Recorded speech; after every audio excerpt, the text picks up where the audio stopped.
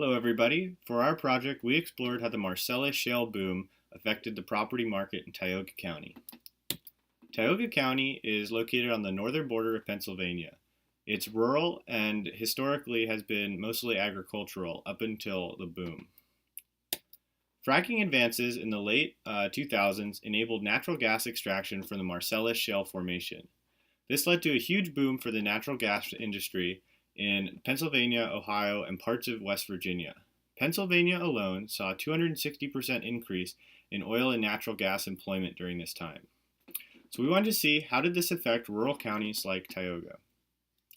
First, we look at how the boom affected the relative sales of properties.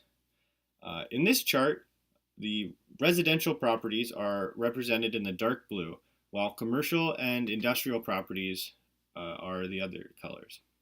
As you can see, during the boom years from 2008 to 2010, there was a spike in non-residential property sales. Digging further into this, we found all the properties bought specifically for mining purposes. At the start of the boom in 2008, Peoples Gas and Oil is the first to get into Tioga to buy land for fracking. As the boom continued, more entities started buying land in anticipation of the money coming from the gas. When the bottom fell out of gas prices in 2011, these entities were left with very little to show for it. In short, these properties quickly became bad investments. So next we wanted to see if the same thing happened in the residential sector. In short, it did not. This first chart shows the difference between the number of properties sold and the total number of owners. A larger difference means that people were amassing residential properties. This was in response to the boom because these people were anticipating that new workers would flood in to fill the newly created gas jobs. This bubble chart shows all of the entities who bought up more than 200 acres of residential property during the gas boom.